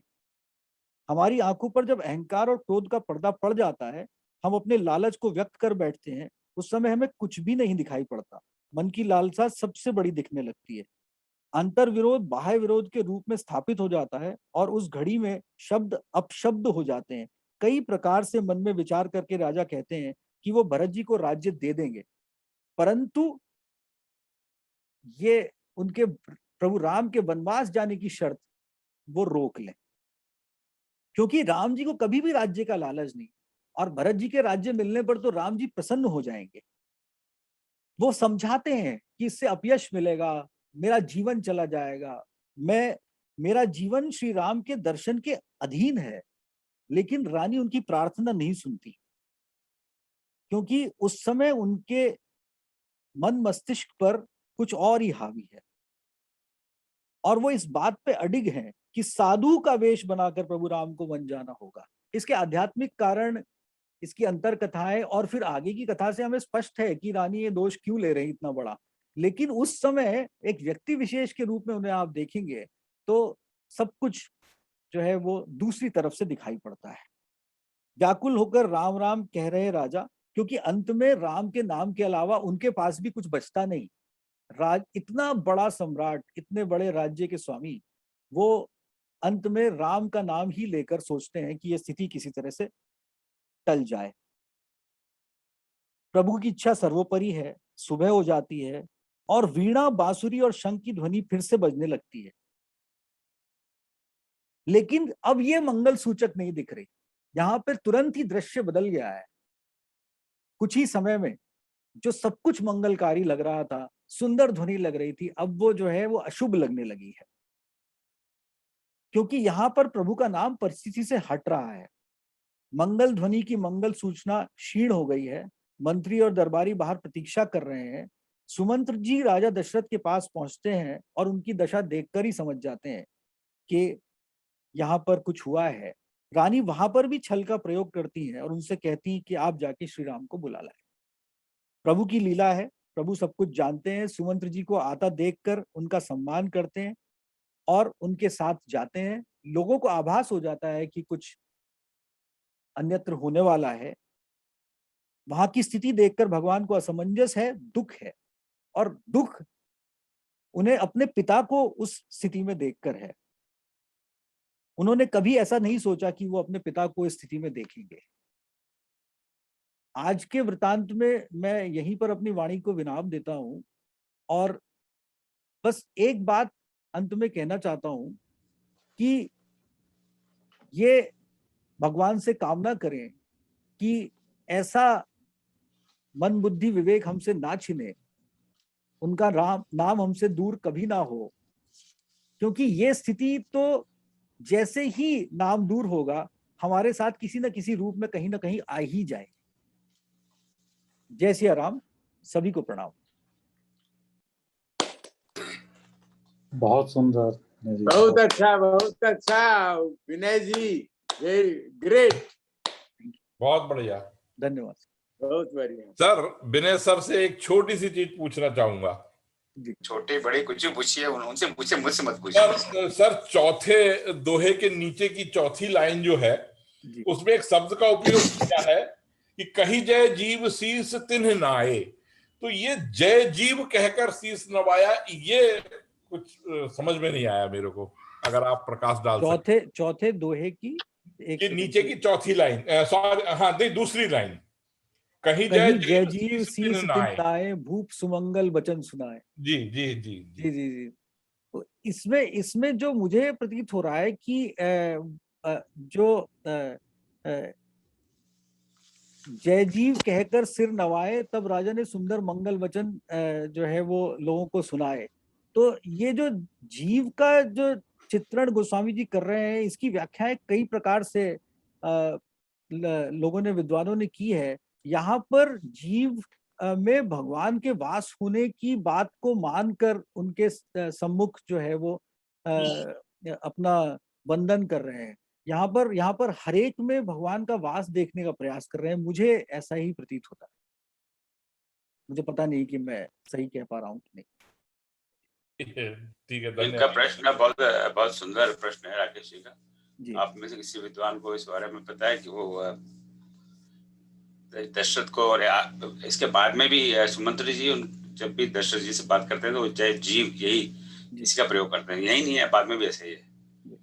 सो एनीबॉडी, आप में से किसी के इसके बारे में कोई विशेष ज्ञान हो, जानकारी हो तो जरूर हम सुनना चाहेंगे।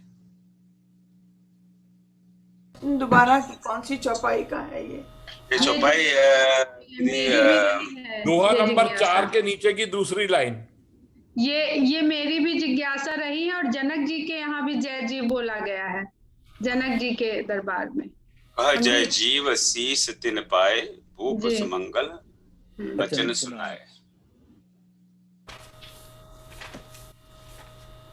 तो मेरे ख्याल दशरथ जी, सुमंत्री जी वापस आते हैं भगवान राम को छोड़कर, तब भी दशरथ जी से वो जय जीव ही कहते हैं। जय जीव। ओम जी। विनय जी, जनक जी के दरबार में भी जय जीव से ही एक दूसरे को ग्रीट किया गया है। जी जी।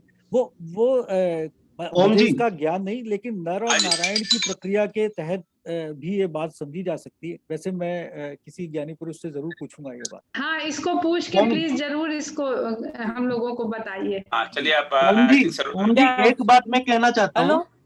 हाँ सुबोधि कहिए। ओम जी, एक शब्द है हिंदी में हम जी प्रयोग करते हैं ना सम्मान सूचक के लिए। तो वो जो जी शब्द है वो आर्य शब्द से बना है एक्चुअली।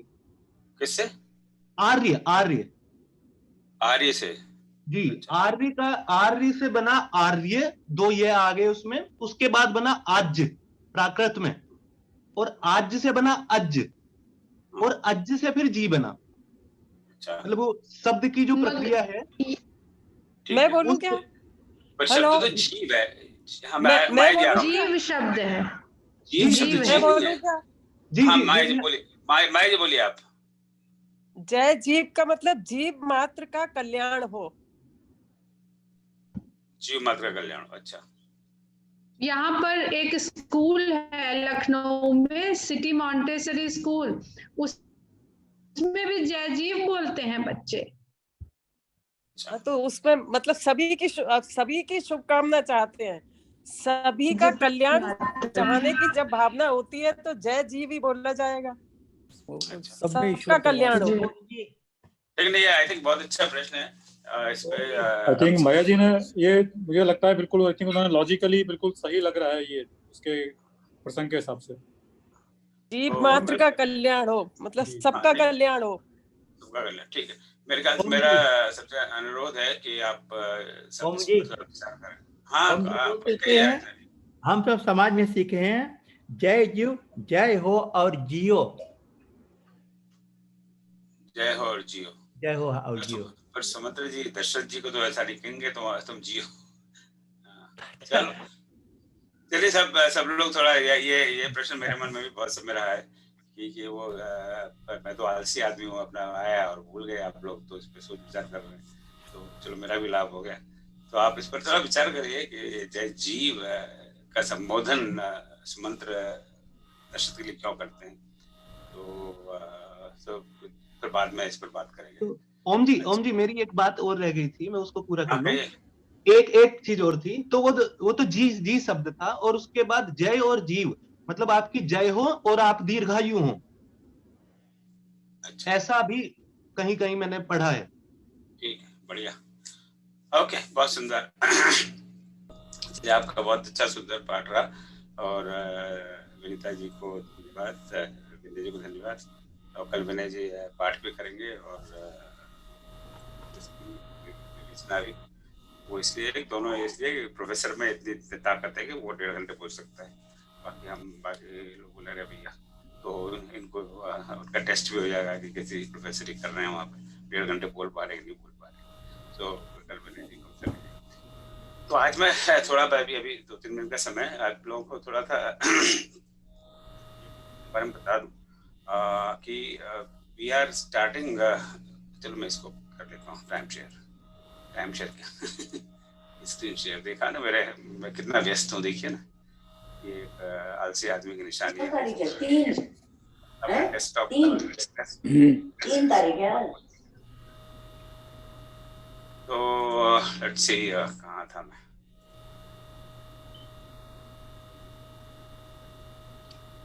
मुझे पहले बताया था आपको ये आवाज। मलिक जी आपके यहाँ से आ रही है? अगर आ रही है तो म्यूट कर लेते हैं। तो अभी इस शुक्रवार को बच्चे एक कार्यक्रम देंगे, देवांशी और निष्ठा और कुशाग्र। उसके बाद में तन्मय चक्रवर्ती जी कृतिवास राउंड में बात करेंगे, और 15 अगस्त की विशेष करके बात करना चाह रहा था, उस दिन तुलसी जयंती है, तो उस दिन आज ही हमारी बात हुई।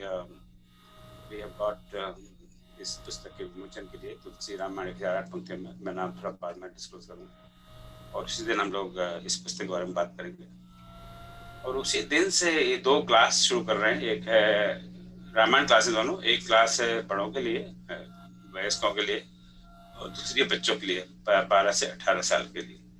तो इन दोनों क्लास को उस दिन तो थोड़ा सा इंट्रोडक्शन देंगे, दोनों क्लास क्या है, इसमें क्या क्या इसका फोकस है, और रेगुलर क्लास होंगी बड़ों की हर गुरुवार को शाम को भारत के समय 9 बजे, और बच्चों की होगी second and fourth Sunday on 8:30 to 9:30 PM ऐसा होता है। तो उनका फोकस अलग है, बच्चों का नेचुरली बच्चों का फोकस है और बड़ों का focus.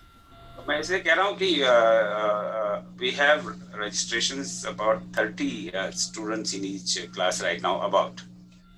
So those of you who are interested in attending these classes, please register now. I don't also want a very large number of students, so we can have one-to-one interaction.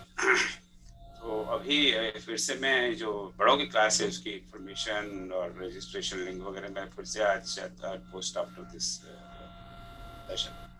तो register that. एक question 1-2 लोगों ने पूछा है, this time we have kept a fees 1500 रुपये I think बड़ों की class की, और $150 फॉर आउटसाइड इंडिया। देखिए फीस किस लिए? The only reason this fees is to discourage non-serious people. जैसे हम पहले सुंदरकांड क्लास में और रामायण क्लास में देख चुके हैं, वहाँ 180-170 लोगों ने रजिस्टर किया था, और पहले दिन ही कोई 60-70 लोग दिखाई दिए, मतलब करीब 2/3 60-70% जैसे रजिस्टर किया, ठीक है कर दो रजिस्टर, क्या फर्क पड़ता है, कोई फिटिंग लगे ना फिट करी। So we don't want that.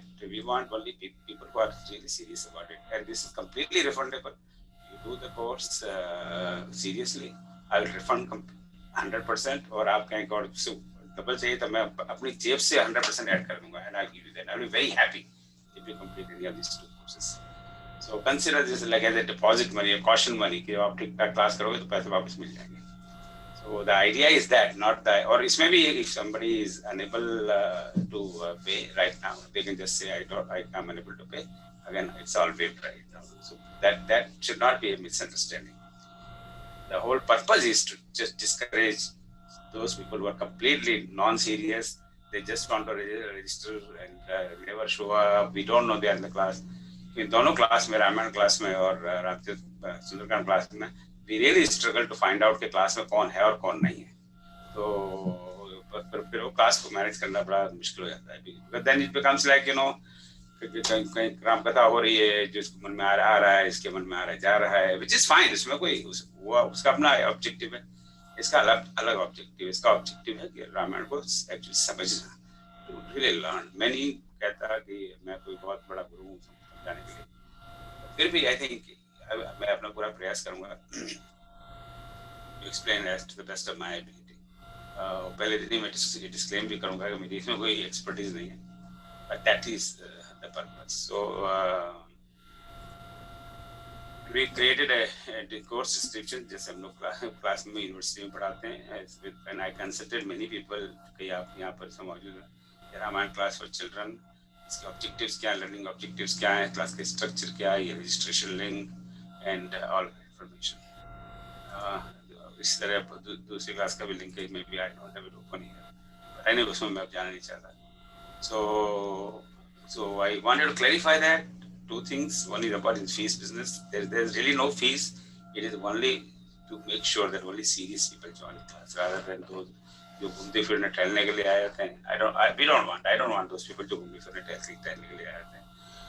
इसलिए मेरा ये भी रिक्वेस्ट है कि register for the class, but don't pay any fees right now. Don't pay. Attend 2 classes, only after that you pay. मेरे ये ठीक है, मेरे पसंद है, तभी मैं रहना चाहता हूँ. So you register it. I will formally admit. I will see your registration form. उसके बाद में you come class, attend at least 2 classes. उसके बाद में you pay, so that your convenience gets worth your time effort. तो इस बारे में anybody has any question? इसको मैं stop share को बंद कर देता हूँ. For these classes, किसी का कोई प्रश्न हो, कोई शंका हो, please ask me.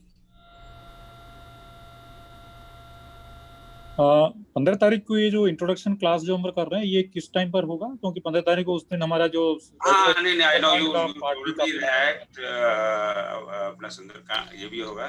So I'm trying to figure out that time. I think अपना Sunday ना, तो अपना ये 9 बजे तो होगा. I think we might do it at 7 o'clock. Sundarkand I think हमने 8 बजे से उस दिन रखा है. नहीं, सुंदरकांड तो 14 तारीख को है. अच्छा, 14 तारीख को आते हैं. ओके, हाँ, सुंदरकांड तो 14 को, 15 को तो ये रेगुलर जो लंका कांड का पहला दिन होगा. ठीक है ना, 15 को. हाँ, नहीं तो उसका टाइम जो अभी इसमें दिया हुआ है शेड्यूल में, वो आई थिंक 7:30 रखा हुआ है आपने, या चेंज किया है बाद में? मतलब ये रामायण पाठ का? हाँ, रामायण पाठ का संडे है ना, तो Sunday should be same time as 9 PM. Okay. मुझे लगता है कि मेरे पास में पुराना शायद प्रिंट है, बाद में सर इसको वही मैं डबल चेक, क्योंकि उन 2 दिन I have to be very careful about timing. So we will keep our this Ramayana part at our normal time, which is 9 PM, right, Sunday को. Okay. और उसको we will probably keep it at 7 PM. That may last about 1 hour. जो हमारे मुख्य अतिथि होंगे, we will take 15-20 minutes, and I will take maybe 20 minutes or something to talk about that book, and another 10 minutes to go over this. 19th को sir class शुरू हो रही है, उसमें भी मेरे ख्याल में समय थोड़ा सा पहले ही करना होगा शायद, क्योंकि उस दिन भी पाठ होगा. ओह ये देखिए, थैंक यू. अब मैं बिल्कुल 19th को भी वो टाइम क्लैश होगा, या ये 22 तारीख तक जरा you have to be careful with this timing. मेरे ख्याल से I'll take care of that. Thank you. 8 कर देंगे, 8 बजे से शुरू कर देंगे. और नहीं, मैं ठीक है, वो मैं करूँगा. प्रॉब्लम मुझे सचिन कर दिया ना कि 22 तारीख तक के शेड्यूल में और स्केड्यूल में just have to watch out. India में शेड्यूल और अमेरिका में स्केड्यूल बात है कि ठीक है. I will do that. But thank you for pointing that out to me. पर किसी का कोई कोर्स के बारे में कोई क्वेश्चन है? इस शेड्यूल की बात हो गई, कोई डाउट है, कोई शंका है मन में? वो किताब कब भेजेंगे? किताब कब भेजेंगे? किताब का विमोचन होने के बाद ही मिलेगा। नहीं, hard copy will take time, क्योंकि किताब अभी उसका एक फाइनल एडिट अभी हो रहा है। So that I should get it by this weekend. बाकी सारे पीस तैयार हैं, we'll connect them, combine them. The book in a soft copy definitely will be ready by 15th. तो उसका विमोचन कैसे होगा? पर प्रिंट करने में it will take time. So उसके बाद में as soon as it's ready, we'll give it for printing. और अपने US आते हैं तो और भी 2-3 वीक लग जाएंगे। तो I'm sorry, you know, our pursuit for perfection has delayed a little bit. You know, my goal is that it should have 0 error. You know, our goal achieved नहीं होगा, I know that, but that is the total quality हमारे TQM में पढ़ाते हैं ना कि zero error, zero defect. So goal ये है कि उसमें कोई एक भी error ना हो। आगे बताया कि था उधर हम चीज़ें। Any other question? 15 तारीख को जो इंट्रोडक्शन क्लास होगा वो बच्चों के लिए और वयस्कों के लिए दोनों के लिए कॉमन है। I'll basically introduce the class in terms of कि कोर्स क्या है, maybe more of introduce the course कि इनकी इस कोर्स का क्या objective, इसका maybe about 5 to 10 minutes each, and answer again I'll give answers to questions then. But we'll not start the class as such, you know, more like it's a भूमिका of the class. इसका जो day-to-day schedule है, which I'm not sure I've given, but I understand that. I have day-to-day schedule for rest of for both semesters in case of children class, and I have a weekly schedule for adult classes. उन्होंने अपने बच्चों को register करा है, उनको मैं विशेष आग्रह करूंगा कि at least one of the parents should register adult class, क्योंकि बच्चों को कोई चीज सिखानी है तो मोस्ट इम्पोर्टेंट थिंग इज खुद सीखे।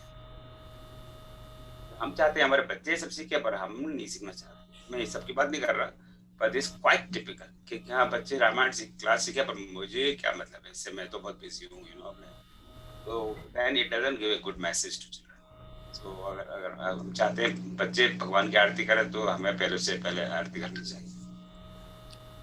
Which I will write to all the parents of children's class that if you attend, their children will take it very seriously. If you yourself don't attend, you are too busy or you know everything. बच्चे भी बोल जा रहे हैं माँ बाप तुमको हमें ज्ञान देते रहते हैं और खुद को भी मतलब नहीं कहते नहीं है, और बच्चों में अच्छे संस्कार हैं, they don't tell us this, but that's it. तो अगर कोई आपका कोई प्रश्न नहीं हो तो फिर आज का समापन। But still anybody any question? Sir वो पेरेंट्स के ज्वाइन करने का मतलब every class parents should join together or no the parents should join that adults class, not the children's class. हाँ ठीक है that's okay. हाँ children class में I don't want to see any parents. मैं चाहता भी नहीं कि parents वहाँ पे आए और वहाँ के चुपचाप बैठे रहे, तो मुझे कोई आपत्ति नहीं है। ठीक है सर, ठीक है। पर बच्चा अगर ज्वाइन कर रहा है और उसको पता है उसके फादर या मदर भी हर गुरुवार वो क्लास अटेंड करते हैं, तो बच्चे को लगता है कि हाँ ये वास्तव में सीरियस बात है, क्योंकि मेरे माता पिता भी इसमें इस क्लास को अटेंड करते हैं। सर फादर की जगह दादा कर रहा हो तो ठीक है ना? नहीं दादा नहीं, अटैच्ड टू फादर और मदर, यू नो, वही वाली बात है कि हमारे पॉइंट इज दिस। और ये मैं इसलिए कह रहा हूँ कि हमने यहाँ पे जो इस्कॉन नहीं चिन्मय मिशन है ह्यूस्टन में, they are doing very very good job for providing education to children, very good job. तो उनका एक बालकों का अलग सेक्शन लगता है, पर उनकी एक रिक्वायरमेंट है कि अगर बच्चे आपके यहाँ आ रहे हैं तो one of the parents must attend this session, you know. जो ऐसे ये नहीं कि बच्चों को वहाँ छोड़ गए और आप चले गए शॉपिंग, बोले ये कोई बेबी सिटिंग नहीं है यहाँ पर, this is not a baby sitting. You know, if the parents don't want to learn anything, don't bring your children here. They have very fixed policy. At least one of the parents must attend. करवाने ने आपको कभी कोई exception हो सकता है, पर ये कहाँ दादा दादी आ जाएंगे, क्योंकि वो तो फ्री हैं, रिटायर्ड है, कुछ घर तो नहीं रहे, उनके लिए भी एक अच्छा हो गया बेबी सिटिंग प्लेस। दादा को भी डंप कर दिया और बच्चों को भी डंप कर दिया, और माँ बाप अपने know this I am sorry, this is the reality. तो नहीं, वो गार्जियन के लिए उनका अलग प्रोग्राम रहता है, अलग क्लास रहता है गार्जियन के लिए। So parents should find it that it's important and they should find time for this. So they are doing very good job. You know, बच्चों का क्लास का they have insisted one of the parents they should not drop here and फिर बाद में shopping करने चले गए और अपना और काम करने चले गए, so that वो नहीं चलेगा। मैं कोई इंसिस्ट नहीं करने वाला, but I'm going to because that has impact on children.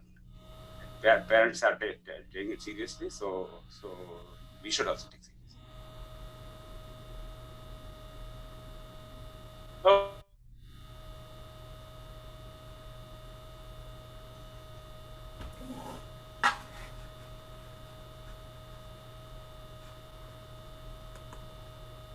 Zoom meeting these days, every day वो भी 30 दिन तक is a very good attendance.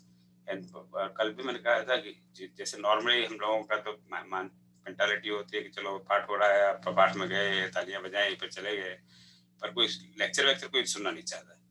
But they are just equally as many people who attend the part, उससे ज़्यादा मैं मानता हूँ they are attending this commentary और जिसको हम कह रहे हैं समीक्षा या व्याख्या।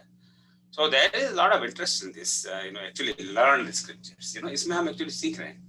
पाठ में आनंद है, उसकी कोई महत्ता को मैं कम नहीं कर रहा, पर इसमें हम एक्चुअली सीख रहे हैं कि अब आज प्रश्न हुआ कि जय जीव, अब जय जीव मैंने 20 बार पढ़ा है और हर बार मेरे मन में ये प्रश्न आया है, पर कभी मैंने पूछने की या आगे एक्सप्लोर करने की हिम्मत नहीं की। So now today we are learning, maybe we didn't learn, but we that question आप सबके जहन में, और आप जाओगे सोचोगे कि जय जीव का क्या मतलब है। अब तक सारे लोगों ने जवाब दिए हैं, थोड़ा कुछ गैस वर्क है, कुछ जो भी है, पर now we will seriously explore that what did Tulsidas meant when Sumatra ji जब जय जीव कहते हैं तो कहना क्या चाहते हैं। So that's how we are learning things. चलिए ओम जी एक करना चाहिए ना। हाँ, ये जयजीव दशरथ जी का एक नाम था, मैंने कहीं पढ़ा था कि ये 10 दिशाओं में रथ चला लेते थे, तो एक बार युद्ध में इनको ये नाम मिला था, तब से इनको जयजीव कहा जाता है। ये मैंने कहीं किसी दृष्टांत में पढ़ा था। लेकिन करुणा जी, जनक जी को भी उनके मंत्री जयजीव करके संबोधित किया है, तो मुझे लगता है मंत्री और राजा के बीच का कोई संबोधन था, ऐसा कुछ एक स्पेसिफिक संबोधन था ये। हो सकता है, ये तो मंथन करने वाली बात है। हम सब लोग जरा और सोचें और पढ़ें, और ये हमें याद रखना चाहिए कि जो बड़े संत महात्मा प्रवचन करते हैं उनका बहुत सम्मान है, बहुत आदर है, पर कई बार वो इस तरह की चीजें ना मनगणना भी कर लेते हैं कई बार में। तो कुछ अब वो तो हमारे तरह कह नहीं सकते कि मुझे इसका उत्तर नहीं पता, वो तो उत्तर देंगे ही, हम तो कह देते हैं हमें नहीं पता, तो हमारी कौन सी चीज जाएगी। पर बड़े मेहनत नहीं कर सकते हमें नहीं पता, वो उनको तो सब सर्वज्ञानी है, उनको तो हर प्रश्न का उत्तर तो उनसे कोई पूछेगा प्रश्न तो वो उत्तर जरूर देंगे, आए या ना आए। तो हो सकता है कि सीधे से मनगणना बना लिया, पता नहीं, आई डोंट हैव द आंसर इस बात का, और हो सकता है हमें कभी इसका उत्तर ना भी मिले, ये भी संभव है, पर हम अपने हिसाब से विल ट्राई टू एक्सप्लोर ये क्या इसका उत्तर है। आप सब लोग विचार करें, और आपके संपर्क में तो बहुत अच्छे ज्ञानी विद्वान लोग हैं, उनसे पूछें, हो सकता है हमें इसका उत्तर भी मिल जाए। चलिए, बहुत ज्यादा बात होगी यार। जय श्री राम। ओम सर्वेषां स्वस्तिर्भवतु, सर्वेषां मंगलं भवतु। ओम सर्वेषां स्वस्तिर्भवतु, क्या कह रहा हूँ आज मैं।